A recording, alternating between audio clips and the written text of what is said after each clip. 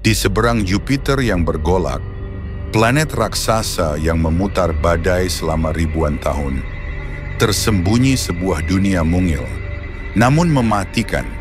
Dunia yang tak seharusnya hidup. Dunia yang melawan logika. Ukurannya tak lebih besar dari bulan kita.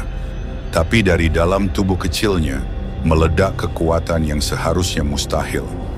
Gunung berapi yang tak pernah tidur, semburan lava setinggi pegunungan, dan permukaan yang dibakar tanpa henti oleh kemarahan internal. Ia bukan hanya aktif, ia mengamuk. Inilah Io, bukan sekadar bulan, tapi neraka vulkanik yang menari di bawah bayang-bayang Jupiter. Para ilmuwan menyebutnya bulan yang seharusnya tidak ada. Io pertama kali ditemukan oleh Galileo Galilei pada tahun 1610. Saat itu, ia hanya terlihat sebagai titik kecil yang mengorbit Jupiter, tak lebih dari bayangan mungil yang melintas di lensa teleskop. Tak ada yang menyangka bahwa titik kecil itu akan menjadi salah satu teka-teki kosmis terbesar dalam sejarah astronomi. Berabad-abad lamanya, Io hanya menjadi catatan, bulan yang sunyi, tak diperhatikan, hingga tahun 1979. Ketika wahana Voyager 1 dan Voyager 2 melintasi Jupiter, kamera mereka menangkap sesuatu yang mengubah segalanya. Permukaannya bukan hanya retak atau berbatu, ia meledak. Gunung-gunung berapi yang memuntahkan gas dan material panas ke angkasa. Bukan satu, bukan dua, tapi ratusan, ledakan demi ledakan, membentuk lanskap yang tak pernah diam. Sungai lava mengalir melintasi permukaan seperti darah panas dari dunia purba. Para ilmuwan terdiam.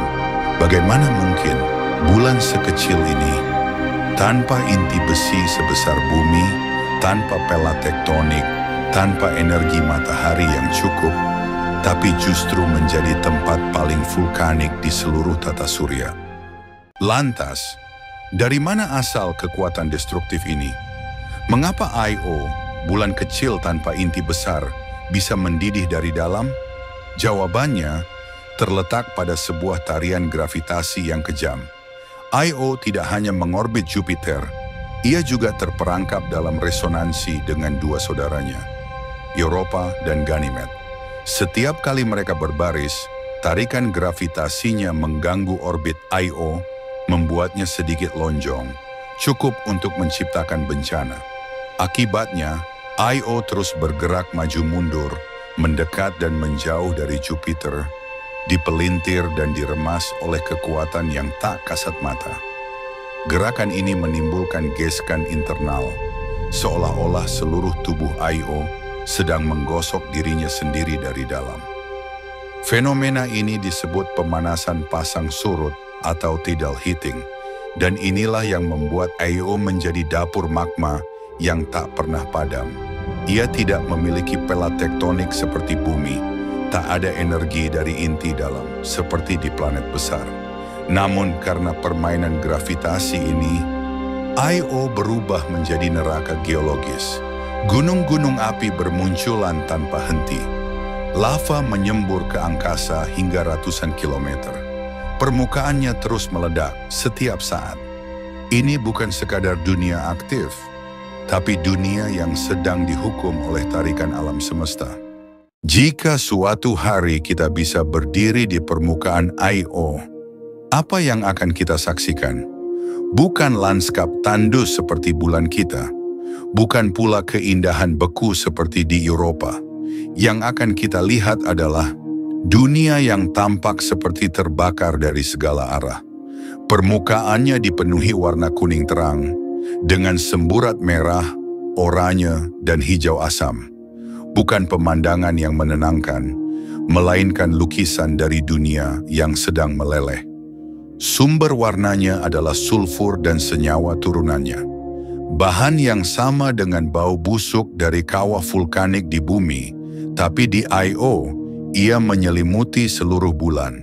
Letusan demi letusan menyemburkan material keluar angkasa hingga ratusan kilometer. sebelum kembali jatuh dan mengecat ulang wajah Io setiap saat. Beberapa gunung apinya seperti Loki Patera dan Pele adalah salah satu yang paling brutal di tata surya. Namun, ancaman di Io tak hanya berasal dari dalam. Di luar sana, Jupiter menciptakan medan magnet raksasa yang memerangkap partikel bermuatan. Hasilnya adalah sabuk radiasi paling mematikan yang pernah kita temukan. Dan Io berada tepat di jantungnya. Radiasi di sekitar Io cukup kuat untuk membunuh manusia dalam hitungan menit. Bahkan robot pun bisa lumpuh jika tak dilindungi. Misi Galileo contohnya harus bermanuver dengan presisi tinggi agar tetap bisa mengamati Io tanpa kehilangan kendali. Inilah Io, bukan sekadar dunia kecil dengan aktivitas geologis, tapi medan perang antara kekuatan dalam dan luar. Dunia yang seolah menolak untuk diam. Dunia yang tetap berteriak meski terjebak di orbit raksasa. Io mengajarkan kita satu hal penting, bahwa semesta tidak selalu mengikuti pola yang kita harapkan. Di atas kertas, bulan kecil seperti ini seharusnya sudah lama mati. Dingin, beku, dan tidak menarik. Namun kenyataannya, ia adalah neraka yang hidup. Sumber energi geologis yang tidak berasal dari inti, melainkan dari tarian gravitasi yang nyaris mustahil. Setiap letusan di Io adalah teriakan kosmos, bahwa ada banyak hal yang belum kita pahami. Bahwa bahkan objek kecil sekalipun bisa menyimpan kekuatan luar biasa. Membingungkan, menantang, sekaligus memukau. Bagi para ilmuwan, Io adalah laboratorium ekstrem untuk mempelajari dunia vulkanik. Bagi para insinyur, ia adalah medan ujian keras bagi teknologi eksplorasi luar angkasa. Dan bagi kita semua, Io adalah pengingat bahwa alam semesta selalu punya cara untuk melampaui logika dan ekspektasi kita. Ia adalah keanehan yang justru memperkaya pemahaman kita tentang tata surya.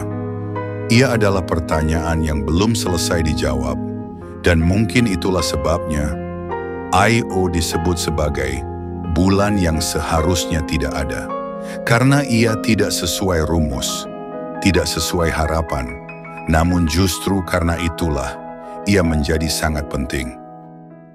Di tengah kekacauan vulkanik dan badai radiasi, Io tetap mengorbit, dan diam-diam ia mengajarkan kita bahwa keanehan kadang justru menyimpan kebenaran yang lebih dalam.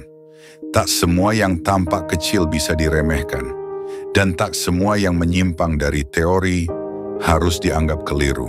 Saya Kia, dan terima kasih telah menyimak hingga akhir, menjadi bagian dari perjalanan ini bersama Langit Sains. Jika penjelajahan ini menambah cakrawala berpikirmu, dukung channel ini dengan cara like, subscribe, dan aktifkan lonceng notifikasinya. Karena masih banyak dunia yang menanti untuk diceritakan. Dan kita baru saja memulainya.